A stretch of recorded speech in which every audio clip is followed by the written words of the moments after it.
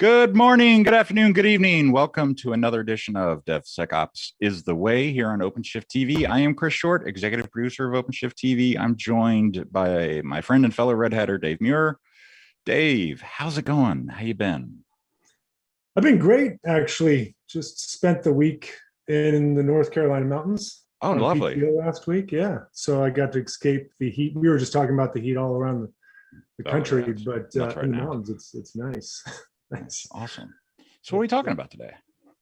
Well, today we have a great guest, Paul Novarese, and I'll give him a chance to introduce himself. But we're going to talk about SBOM. So if you're not familiar with SBOM, this will be a great session, especially because recently, it was May 12th, an executive order was signed for the cybersecurity. And there's a section in there, section 4, around software supply chain. And there's a lot around SBOM. So we're going to dig into that topic. And before I have Paul introduce himself, I just wanted to mention about this series that you're watching. If this is the first show you've seen in our series, it happens every month. You can see a schedule and some of the topics that we've discussed previously. This month is application analysis month. And so what we've been doing is taking different security topics and focusing on those topics every month. You can see we do 2 OpenShift TV shows. This one is DevSecOps is the Way, where we bring in a thought leader like Paul and talk about that category. Our other OpenShift TV show is with the OpenShift Commons briefing, and if you know Mike Wade, he runs those as well, and that's usually a partners of ours that has specific capabilities in that category as well. Then we try to publish 3 podcasts. We also do a blog on that category as well, plus a couple other data, and we're going to be releasing a page that sort of summarizes what we've done over the last couple months, so you can reference that as well. But any questions or any thoughts or concerns, please feel free to reach out to us. You can see the web link there and the email address as well. So we're excited to bring you all this content on a monthly basis. So with that, I will stop sharing here and let Paul Novarese introduce himself. Go ahead, Paul. Yeah, hey guys, Paul Novarese here. I'm a solutions engineer at Encore. Been at Encore for about a year now. Before that, bounced around a few places. I was at Docker for about 4 or 5 years as an enterprise architect there. Was at Red Hat for almost 10 years before that as a technical account manager. So I've been doing a lot of stuff in the container space here for the last 6 years or so.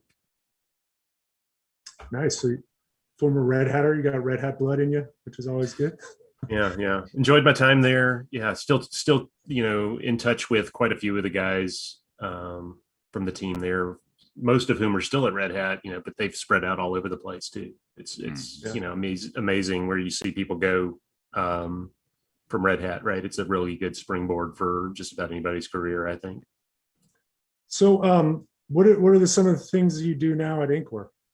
So lately I've been doing a lot of, pre-sales work, technical work, but on top of that, curriculum development, training delivery, and a lot of, for lack of a better term, evangelism around stuff like the software bill of materials that we'll be talking about today, but just around container security in general, right? There's a lot of people as they do their app migrations or as they launch new projects in containers for the first time. Some of the security implications are not always super obvious, right? Both the positives and the negatives, right? Things you need to look out for, and just helping them get their arms around how they need to approach it, right? What to be aware of, what to look out for, lessons learned, all of that stuff. Yeah, there's a lot of new security techniques and technologies, so many different vendors out there that seem to be overlapping. I'm sure you see that as well. It's kind of tough, even if you look at Kubernetes and see all the certified partners and things like that. There's really difficult to get your hands around who does what. Do Yeah, you it's see that a lot? confusing. Yeah, yeah, Yeah, and there's a lot Yeah. of overlap, especially in, there's a lot of places that have become commoditized, right? I mean, vulnerability scanning, right, for example, yeah. is kind of table stakes at this point, right? That everybody is doing it, but then there's a lot of stuff around the deeper inspection of the containers, the images, the runtime inspection.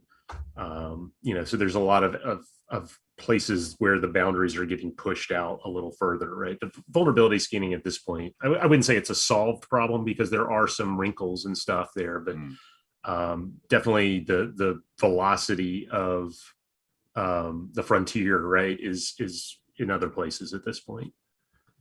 Yeah, and it seems like a lot of vendors that actually don't compete with each other have vulnerability scanning. So you see that in a lot of different vendors. So tell us a little bit about Encore and what you all specialize in just the company in general. Yeah, so the company's been around since around 2015. Once Docker kind of started taking off around that period, it was pretty obvious that containers presented some unique both challenges and opportunities for security, right? I mean, there's a lot of things that scanning containers is not the same as scanning applications on a bare metal system. But the way containers are packaged in these images, right, presents a real big opportunity as well, right? So you get a lot of opportunity to kind of speed up the process because of the way containers are packaged and distributed. So Anchore has been developing open source tools to help, inspect the container images, catalog the things that are in there, and then evaluate them, right? Apply policy rules around not just vulnerabilities, like I said, right? Vulnerabilities is something we do look at, right? But looking at how the image is put together, things like what licenses are being used inside the container, how you actually build the image layer by layer, things like that have a lot of impact on security, right? I mean, even if you have zero vulnerabilities, you could have a very insecure container if you misconfigure it, right? Yeah. Just depending on what ports you expose or what packages you include, or how you put it together, essentially, right? So there's a lot more to scanning those images than just the vulnerabilities. Yep. Cool. I've always wondered though, Encore with an E, where did that name come from? Yeah, that's a good question. Yeah. Yeah. I wondered that for a while too. But around containers, a lot of the technologies and companies have kind of built on that nautical theme that Docker kind of started, I think. Yeah. So Anchor, I guess, was to give you that connotation of stability and security, right? That you're well anchored and very stable. And I think the extra E on the end there is from a practical point of view, it's a little easier for search, SEO purposes. Yeah. You got to have a little unique wrinkle. So I don't think there's too much to it, right? But yeah, it was definitely a nautical theme. And that stability, right? I mean, that's really what we're aiming to give you, that warm, fuzzy feeling, right? Well, good. So let's jump into software bill of materials, or SBOM. How would you define that term? Yeah, so there's a lot of discussion around it, and I don't know if there's really a standard, platonic definition of an SBOM yet, right? There's a few competing formats out there. There's definitely some discussion about what should be in an SBOM, but I mean, essentially, what it is it's like the nutrition label on the can of soup, right? What's in the can? What should I expect? And from product to product, there's going to be variations. Some of those nutrition labels have more information than others, right? I mean, but there is a baseline of, what's the bare minimum that needs to be on this label for it to be a software bill of materials. And I think we're actually going to see a little bit of that really get codified here in the next few weeks even, right? So Dave, as you mentioned, there was an executive order recently about, cybersecurity with all of the supply chain attacks we've seen, SolarWinds, CodeCov, and et cetera. So we're really expecting to see some direction from the federal government here in the next few weeks around what is that bare minimum that needs to be in an SBOM, maybe some guidance around formats as well, because like I said, there's a few competing formats. So it's definitely in flux, right? Yeah. Exciting times. Very, very exciting.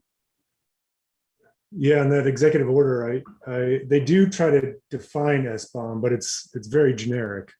And you're right. There's no mention of formats. I think I remember hearing that they are looking at, formalizing on 3 different formats, like I don't know, SPDX or something like that. But yeah, it's going to be interesting. I'm as well looking for the government to provide us some information on that. Yeah. And I think like a lot of things in the government, right? I mean, there's an executive order that just kind of provides the strategic direction, and then it's up to the bureaucrats to kind of really hammer out the details, right? And like I said, I think we'll see the first draft of that. I mean, there's definitely like an open call for comments right now. Yeah. And I think sometime in July, we're supposed to see that first glimpse of a proposal on a real standard. So Right. yeah, it's happening fast. But SBOM, obviously isn't something new in this industry in application analysis. We've been trying to beat that drum for a while now, right? I mean, that's one of the key things to secure your apps and now containers. Yeah. And up to recently, it was really more of a means to an end, right? Whereas, now it's like, this is a front of mind thing, right? We have to have this SBOM, right? Whereas before, the customers that I was dealing with didn't really care what we were doing. We were using an SBOM because it made our job of providing them with an assurance of this container is compliant, right? Yeah. Made that job easier, right? But now it's like, I need to have this SBOM because I want to be able to do business with, party X or party Y, and I can't do it unless I can deliver an SBOM with my software. Yeah. Right. So it's kind of now an end unto itself, along with all of the tactical advantages we get for analyzing the software. Right. So generating it, I mean, it's one of those things where, like you said, there's a couple of different competing standards right now. There's SPDX, there's Cyclone DX, there's a couple of others, and in the container space specifically, right, there's not a lot of tools that are aimed at, especially open source tools, aimed at generating an SBOM for a container image specifically, right? There's tools out there that do it for a project directory or whatever, right? This code repository. Not that there's a lot of different wrinkles, but there's enough for images that make it, a specialized tool becomes necessary there. What are the challenges with an SBOM, I guess, overall, but then if you think about containers versus applications, what are some of the challenges there that you see? Trying to get that. Well, yeah, that's a good question. I mean, a lot of tools out there just don't know how to deal with container images is really the simple answer to that, right? That it's just a foreign concept to them. They just haven't caught up. And so they're really not built for that. And the good thing about container images from our point of view is because they are, in a sense, people don't think of images as being immutable, but they are if you look at the image digest, right? That just tells you, has this image changed or not? Has it been rebuilt?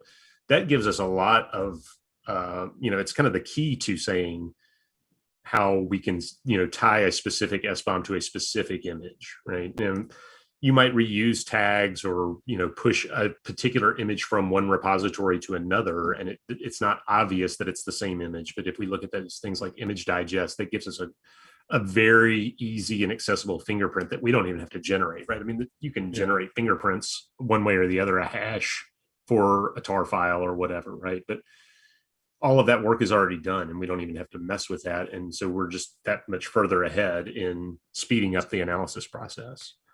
So, once that's the real key to what we do is once we've seen an image one time, we can evaluate the image over and over again without even seeing the image again, right? So if the vulnerability definitions change, if the policy rules that we want to evaluate the image against have changed, we can issue that evaluation really quickly without rescanning the image, right? Because we know for image digest XYZ, right, this is what's in it. And that's a fact, right, that it will never change.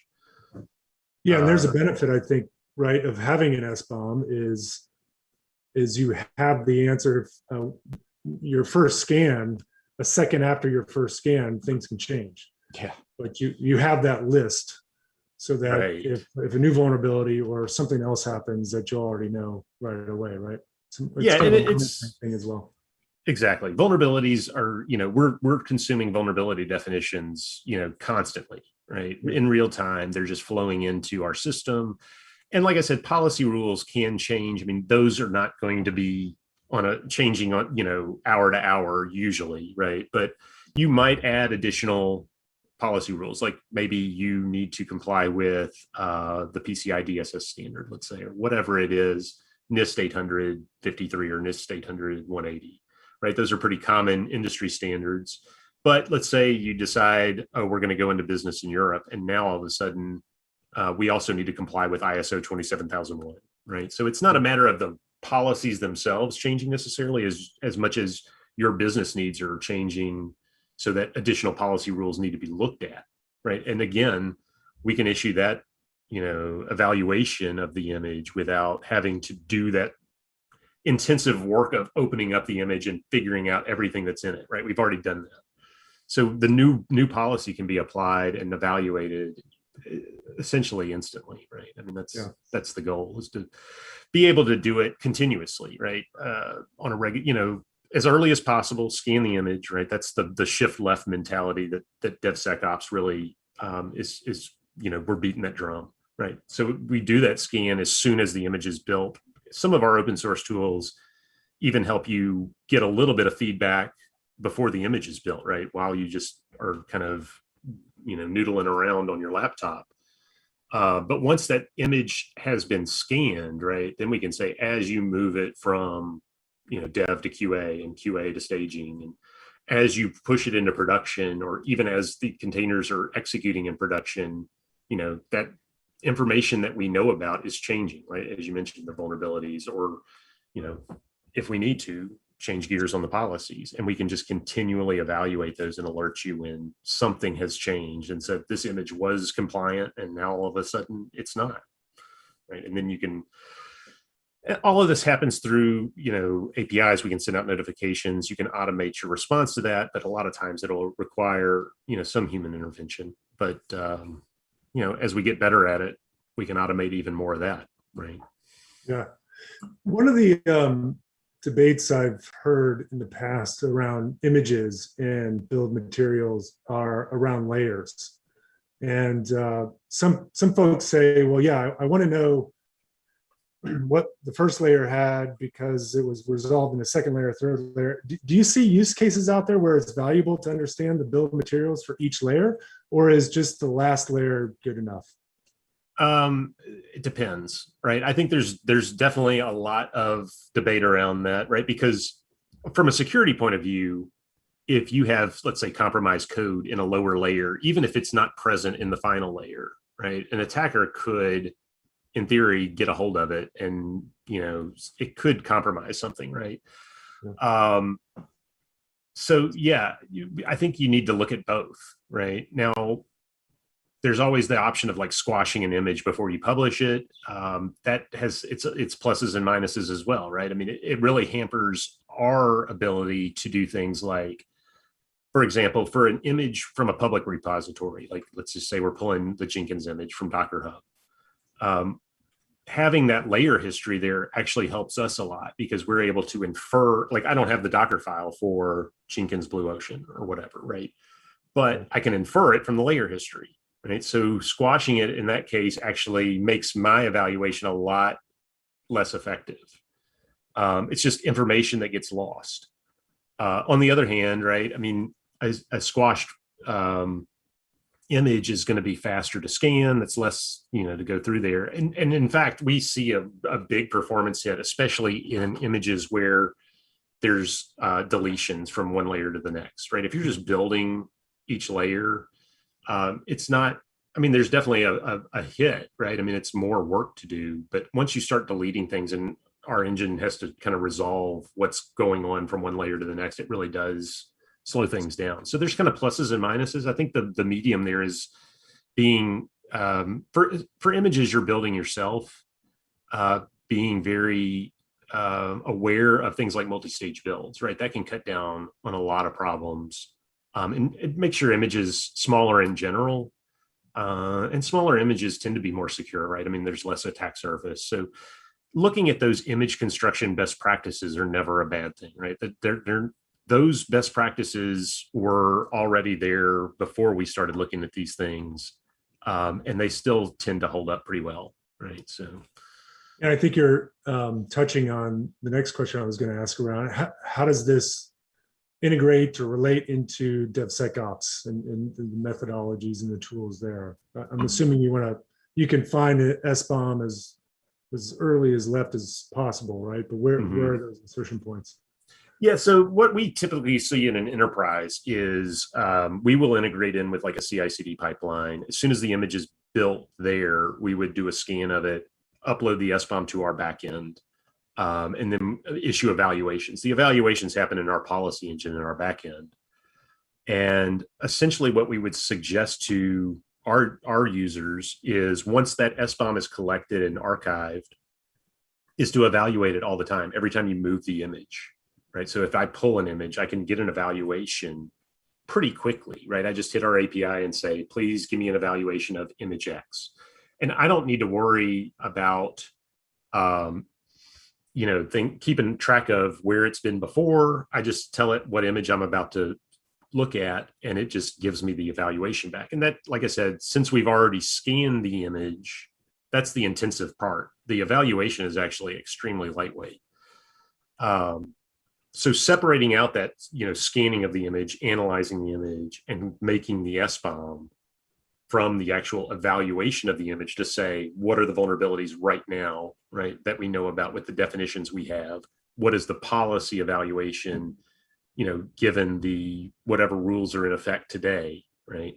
That process, separating those two steps enables us to do that continuous evaluation, right? And that's really the key. So I can get that evaluation as I push into production, right? So right before those containers are actually created, we have a Kubernetes admission controller. And, it can operate in a lot of different modes, but the most common is it checks for two things. One, have we seen this image before, right? So that is a big, gate there to say, did this image go through the proper process, right? Has it gone through our pipeline or whatever our process is? If it hasn't, it wouldn't have gotten scanned. That would be a huge red flag, right? Somebody's trying to deploy something we've never seen before. Whether it passes or not, that's a big red flag. And then, of course, does the evaluation, have a passing grade, essentially? So you can get that last second check, right? As opposed to there's other, there's the opposite, maybe not the opposite, but the competing, well, I don't want to say competing either, right? Because like something like ACS in OpenShift does a lot of looking at code as it executes, right? That's definitely an important part of security, right? But our philosophy is for what we do, we aim to be best in breed and making sure that the stuff is, all systems go before you start executing it, right? Once it's executing, we will, let something like ACS take over, and because that's what they do best, right? Yeah. But both of those are important pieces, right? I don't want it to sound like, in fact, I've been having quite a few conversations with some other people at Red Hat, and, the two pieces really complement each other really well. There's always car analogies, right? But I kind of think of it as like anti-lock brakes kind of help you prevent or avoid accidents, right? But if you get in an accident, you need the seatbelt and airbags, right? Yeah. So just because I've got, one doesn't mean I'm going to get rid of the other by any means. Right. Yeah. Yeah. At Red Hat, we call that, layered approach or defense in depth. Defense in depth. Yeah. But I like your car analogy a lot better. Belt and suspenders, right? Yeah. I hate car analogies, but they're the ones that always people, relate to them, right? I mean, they're tangible. Yeah. They're not cool. perfect, And but they get the job done. Yeah.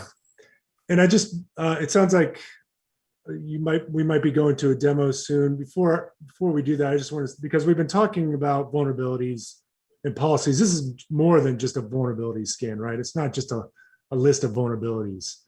Can you talk a little bit more about that? Yeah. Yeah. So, I mean, there's definitely, it is a big piece of our evaluation. I mean, because that is like a lot of people, that's all they think about when they think about security is, well, if I don't have any CVEs, then I must be good.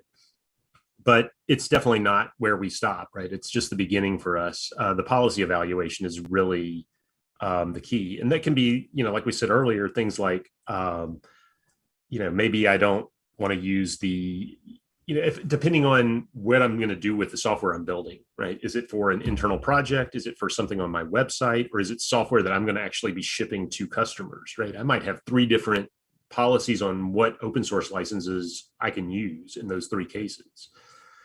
So we can look at the components there and say, are those components in line with our policies? Or it could be something, to the current, mania around supply chain attacks. Where are the components that I'm sourcing? Where are they coming from?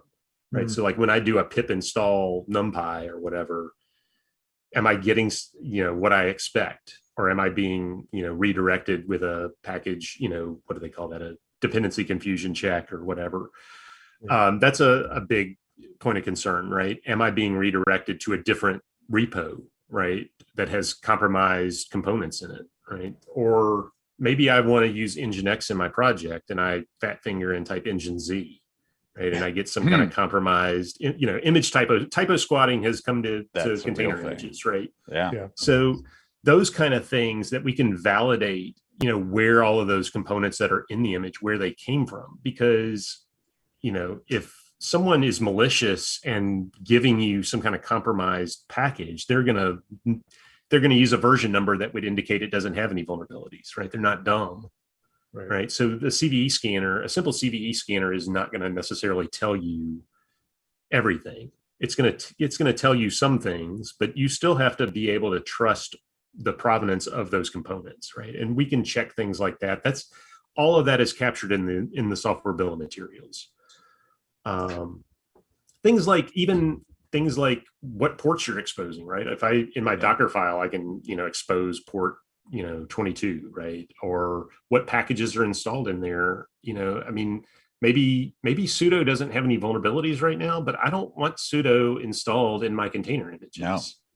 Right. It's amazing how many people have it in there. Right. And it'll pass a CVE scan. Right. But there's still no reason to have it in there. Right. So you can audit those kind of things. We'll look at a bunch of that stuff. Right. I mean, there's a ton of things we can check. But essentially anything we collect about the image, any facts that we find out about the image, we can build rules around and say this is acceptable and this is not. So should we take a look at sure. Yeah, let me throw my screen up here and see what we got here. Let's see. Share. Let's see. Yeah, there's that slide. I was just telling everybody before so we're in the process of shipping 3.1. I mean, as we speak, right? I mean, literally engineering is I'm watching them on Slack, going through the checklist. And of course, this morning I updated my demo environment to the 3.1 images and, it caught on fire instantly.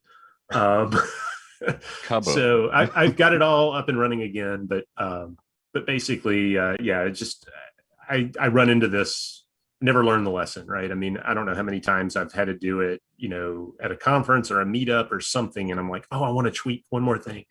In fact, my son, he's in this Lego league, right? Where they, you program the Mindstorms robot and they have like this obstacle course set up. Of course, at their last competition, someone on his team like literally decided to start from scratch and rewrite the program. And of course the thing like did not work at all. I'm like, but like sometimes this guy's is good. Yeah. This guy is definitely on his way to being a professional, right? So, happens to the best of us. yeah. Anyway, I might come back to a couple of slides just to illustrate some points. But so here, what I've got is I've just got a few little sample containers running in OpenShift here. Basically Nginx, and then a couple of rel containers that just are, they're just running a beacon. But basically, I just needed something running in here. We can take a look at what they actually have in them. So this is the Anchore Enterprise Web UI. One thing I always tell people, I mean, we have 100% API coverage. Everything that I will show you here, we can do through our API. This is the enterprise UI. The open source version of this called Anchor Engine doesn't have a web UI. You have to do everything through the command line or through the API, but the API is basically the same. So anyway, I'll just open up a couple of these images and we'll look at what's actually in them. So this is a policy compliance here. I'm actually going to come back to this and go to the software bill of materials, right? So these tabs here of the image, metadata, contents, et cetera, this is that software bill of materials that we're talking about, right? Just every fact about the image. What is it based on? How big is it? Et cetera, right? Image digest, image ID, the contents of that image, right? Not just what RPMs are in here. Right. And again, this list of RPMs here, this is just a fraction of the information we've actually got on these RPMs, right? There's a bunch of other stuff in there. Obviously, it wouldn't all fit on a web UI. But we also catalog every file in the image, right? And along with, mode, permissions, checksums, all this stuff. Language artifacts. Well, in this case, I don't think there's a whole lot of stuff. And this is kind of a simple image. I don't have anything installed in it. And then the change log. So like if I, have multiple versions of an image, I can do diffs across time, right? I can compare those two SBOMs and say what has changed from one to the other, right? So for forensics, this is a big plus. And then the build summary, this would be things like the manifest, the Docker history, right? So this is the layer history. This is how I infer a Docker file for images that I don't have a Docker file for. And you can see like what's being done at each layer here, like what's being installed. Yeah. So when we get to the evaluation, it's things like, okay, what are the vulnerabilities in this image? And again, this is, an up to the second view, right? This is not what the image looked like when I scanned it. This is what I know about, using the current vulnerability definitions. And then of course the policy compliance, right? How do I turn this into a pass or a fail? Right. So you can see here, got a couple of things wrong with this image. The root user, I didn't define a user for the image to run as. Things like this aren't quite as important in Kubernetes, right? You can put these in your deployments, but still, again, belt and suspenders, right? Things like, are there secrets in the image, right? So I left an AWS access key and an SSH private key in here, right? And we're just searching for these. These are essentially just arbitrary regular expressions. You can kind of see the regex here that I'm searching for. But as I scan the image, I look for these and we can add whatever we want. There's an AWS access key as well, right? So these are things that the developers should be using, Vault or Kube secrets for. But, a lot of times while they're prototyping, these will end up in a file somewhere and they forget to remove it before they build the image, right? So we can, check for those kind of things that, again, you wouldn't see these with a CVE scan, right? Right. And then there's a bunch of vulnerabilities in here as well. So that's kind of what your basic software bill of materials plus the evaluation looks like. And this, again, is generated on the fly when I pull up the web page. Like if I go back here and say, show me like this image, it will reevaluate. It's evaluating it right there, right? So boom, it just reevaluated it. Right. Nice. So a question for you, because typically when people think about software bill of materials, they might only be thinking about the dependencies that you pull in. But I think you made a good point here and then a little bit earlier that it's not only that, right? It's some of the files that are that are installed in an image like sudo or whatever. You need to understand those as well, right? Right. I mean, there could be a lot of stuff in here, right? Just general files that are laying around that are not coming in from a package manager of some sort, right? It could be, we're going to look at things like Node or Ruby gems or Python packages, but I can just put arbitrary files in an image, right? And all of that would slip through that scan. So I can still look at those, and I've got a comprehensive view of every file in the image. And, I can look at things like checksums, or, it's a good way to fingerprint things like crypto miners, right? I mean, that's another big hot topic, right? Is stuff like XMRig or Monero that, people will try to pull in. Those things, in a sense, right, they're not very sophisticated. People they're like, if I've got access to a EC2 instance, I'm just going to run this crypto miner. I'm not going to spend a lot of time customizing it or anything. But the plus is the fingerprints of those things they just stick out like a sore thumb, and we can find those things. I might have one in this image actually. But in any case, I'll show you how we can find those, right? Policy rules, right? We talked about these. What do they actually look like though? Let me just open up. So you can see, like, out of the box, we ship like a CIS Docker benchmark policy. We have some NIST policy bundles. We've got one that we just recently developed for FedRAMP, et cetera. I've been working on one for like DevOps in general that I've been using. Things like, we talked about licenses. It's really easy to check those.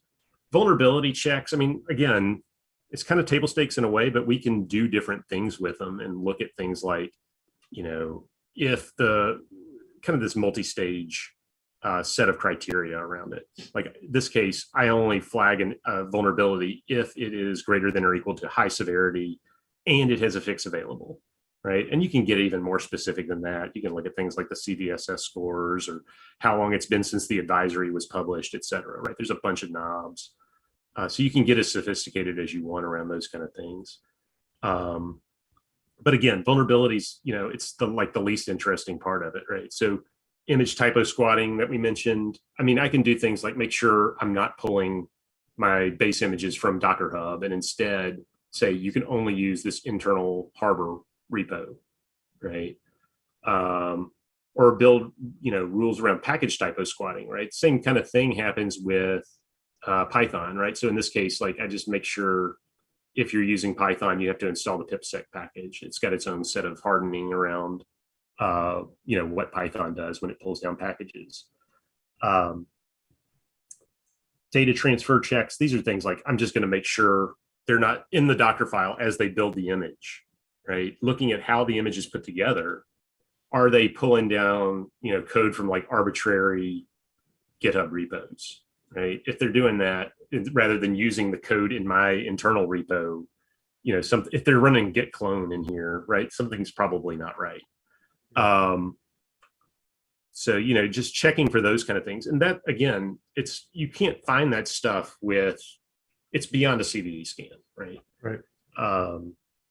So you see the secret scans we talked about, the crypto miners, like I said, they have pretty stable fingerprints. They're really easy to catch. I mean, and we're looking at things like checksums on files, right? Binaries that have a particular checksum or, directory structures they create. I mean, there any number of things we can look for in here. So there's a ton of different things out there.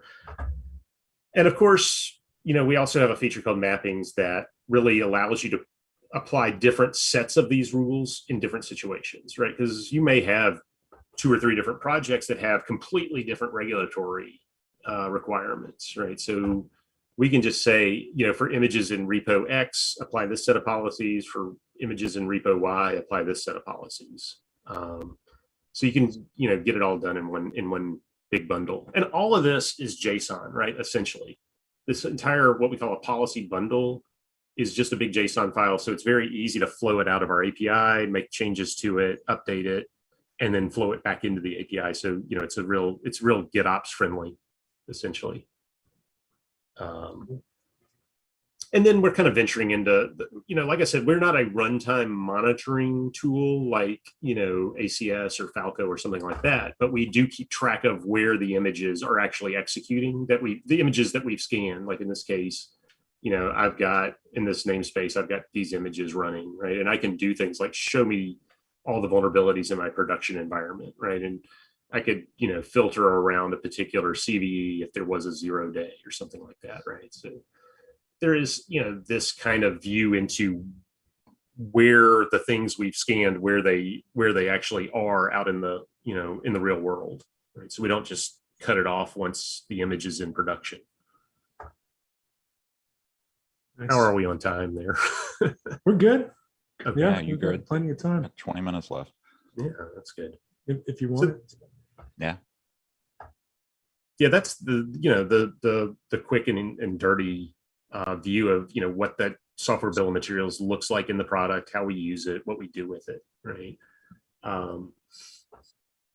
Yeah, it's again, interesting because sorry, I was just going to mention, back to my earlier question around there's more to an SBOM than just the dependencies. I believe, and I actually read it again, the definition given in the executive order seems like they're only thinking about dependencies. So we might need to educate our president on on what else. I'm going to go sit down with Joe. Yeah. But no, I think you're right. Right. I think the first version of this will be. I think we're ahead of the game in that regard. Right. We're definitely looking at a lot more, and all of the stuff I've seen mentioned as things that will probably be in that first standard we are already collecting. A lot of it is around the dependencies, the licenses, and so on. But yeah, we want to basically have complete knowledge of the image, right? Everything about it. We want to catalog, even down to things like, let me go flip over to this. This is my other back end here.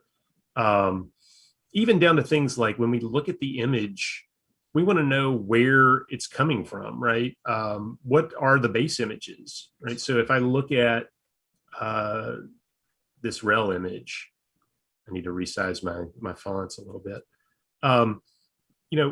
In this case, looking at those layers, and this goes back to the conversation we were having earlier about, looking at layers versus a squashed image.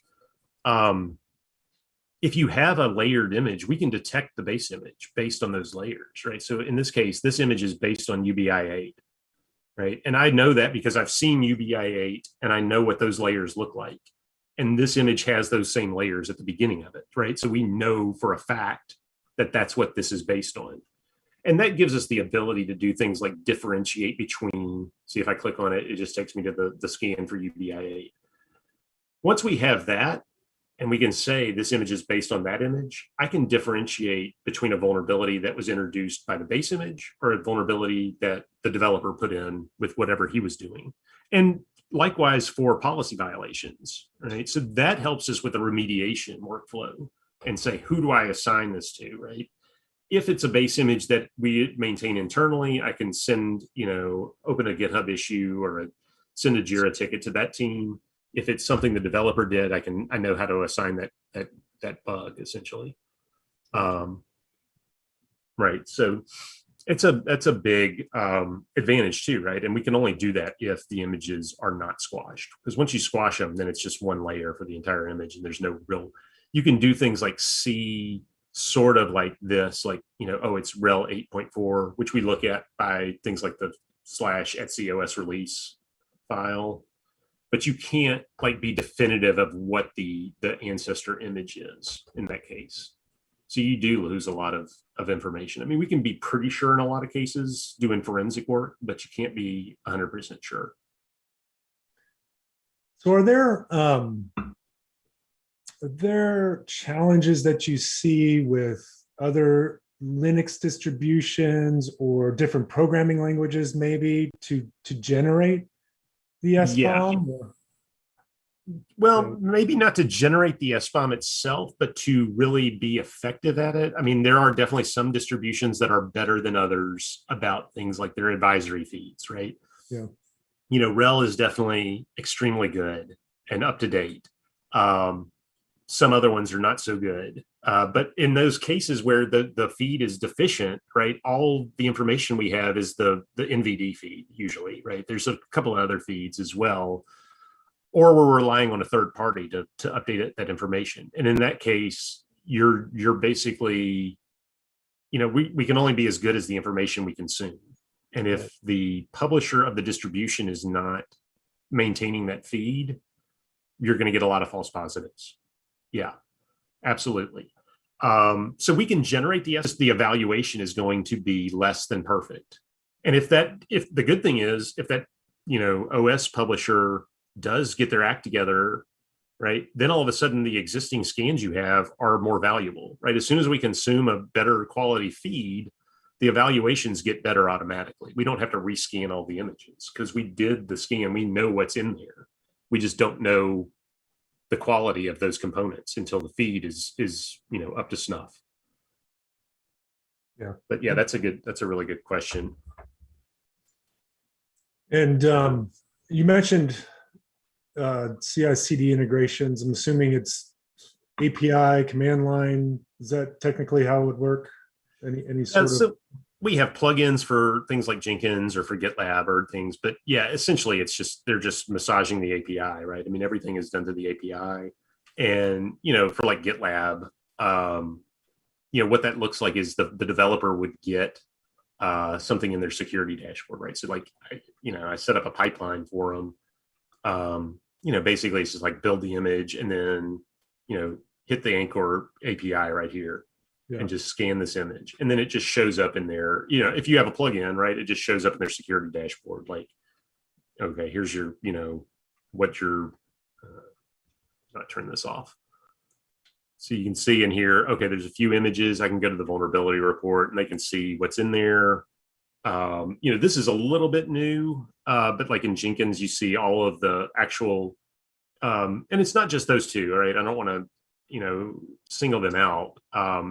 We work with Azure DevOps pipelines. We work with Circle CI. We work with CodeFresh. I mean, basically, we try to work with any CI/CD tooling out there, right, and push all of that stuff that we evaluated, both the vulnerabilities and the evaluation. They're just JSON and they flow out the API, and then the plugin can do something with them and present, the vulnerabilities or the policy violations to the developer right here. They don't have to go to our web UI to see this stuff, right? This is the exact same information they would see if they did go into the web UI, right? So they can just fix it, rebuild the image and move on. And, that's really the idea, right? Is to get this information to the developers as early as possible, because it's easier for them to fix when they're, they haven't moved on to another project. They haven't lost the context. They just know what's going on, right? They're in that mode. Yeah. It's a lot cheaper to fix too, right? I mean, I've seen some of the estimates of how much it costs to fix a defect, right, in development versus in QA can be 10x, which I was like, I don't know. That seems, pretty like a pretty big difference. But, in production, once something's in production, they're saying it could be 100 times more expensive to fix the defect. Like, I think that was something like $80 to fix a defect in dev versus like $7,400 to fix it in production. When you take into account the time it takes away from, money making. Right. Yeah. I mean, yeah, if you have to take your website down, right? Right. Who knows? Pretty impactful. Right. Oh, yeah. I mean, I've seen all kind of crazy numbers on, if this application goes down, we lose, X number of dollars per minute, hour, whatever. Like that's what I tell people, right? Like if your whole infrastructure goes down, you need to know that number. Because I remember working for a newspaper company, and it was like something like $64,000 a minute. And what about your reputation? The third largest publisher in the nation, right? So it's like that's a lot of money. Right. Or people come to your website and it's busted. They're gonna. What are they thinking, right? I mean, that's hard to recover from there, right? I mean, that mind, something gets in the mind of somebody, and that's all they associate you with is, oh yeah, their website was broken that one time I went to look at it. Or I went to, track my, I was getting my package from, major e-commerce retailer, and I was trying to track the package and it didn't work, Yeah. Is there, just thinking about the pipeline, is there anything you would recommend developers do before CICD at all, or is CICD the best? Absolutely. Yeah, no, that's a really good. So our open source tools that are out there now, we just released 2 new tools a few months ago called Sift and Gripe. This is the Anchore toolbox. And what they do is we've kind of split the Sift generates these SBOMs, right? And you can point it at an image, but you can also point it at a project, right, on your laptop. So you can kind of start doing some of these policy checks before you even commit code into the repo, right? And then Gripe takes that SBOM and generates the list of vulnerabilities. And it can also work on, it doesn't have to be an image, right? So you can get that first pass of feedback before you push. You don't have to wait for the image to build and then the scanner to run. And they're written in Go. They're really fast. I mean, so you can get that feedback very quickly and just fix a bunch of stuff before you've committed any code at all, right? And then, your first push, hopefully will be the only one. You'll never have any bugs in committed code ever again. Yeah, you impress your teammates that you Yes. didn't break the build, right? Yeah. I mean, there's all kind of, those games around, bug bounties or whatever, right? I mean, Yeah. might upset the economy on those things, right? But obviously it won't fix every problem, but you can get a lot of stuff fixed really quickly that way. Yeah. So we would absolutely recommend that people do these scans as they're coding, as they're prototyping, as they're, doodling on their laptop before they push into a repo and have the auto build kick in. Yeah, nice. Very good. We have a handful of minutes left. Anything else you want to show here, Paul? Yeah, I think the only other thing, I mean, we did run a survey just recently about, supply chain attacks are really where we're focused right now. Yeah. I think we said something like, I think I even have a slide on it. Yeah. Like 64% of people these are like major enterprises, right? That have had some kind of impact from a supply chain attack, right? Now, I'm not saying Encore will solve every single one of these, but our mission is to basically reduce this number, right, and get it as small as possible, right? And I think a lot of organizations really have heard that, right? They're paying attention, right? So the supply chain attacks are really a big. They're front of mind with a lot of these enterprises, right? So we definitely want to help people protect themselves, right, and reduce the frequency of these problems. And like I said, we're never going to eliminate every problem out there, but we want to reduce the frequency of them, how often they occur, and the severity of them when they do occur, right? That's the main thing. If we can do those 2 things, I think, we'll make the world a better place. Yeah. Awesome. So, cool. Definitely appreciate talking about it with you guys. I mean, it was a really good conversation. Yeah, likewise. Yeah, thanks for stopping by on this DevSecOps is the Way show. Yeah, I definitely enjoyed it. It's always good to talk to somebody else and kind of bounce ideas around and get y'all's perspective on this too, right? Because sometimes I feel like I'm in a echo chamber here, right? But you guys see a little bit larger slice of the industry than I do, right? So it's good to see what else is going on there. Right. Awesome. Well, I think that does it. I guess, Chris, shoot, I had a slide up. Oh yeah, let me just share this real quick. Okay. Can you all see that? It's coming. There it is. We go. All right. Yeah. So again, this is our DevSecOps is the Way monthly show. This month was app analysis and a couple more days to go in the month. But next month, we'll be talking all about data controls, data encryption. And we'll have, again, another DevSecOps is the Way. We'll have a second OpenShift TV show, as well as a couple podcasts. So definitely look forward to that as well. But with that, I think I'm good. I want to thank Paul again for joining from Anchore. I thought it was a great show. And Chris, as always, thank you. Oh, no problem. Thank you. Really appreciate it. And great content, Paul. Thank you very much. All right, guys. Take it easy. See you out there. Thank you. Bye.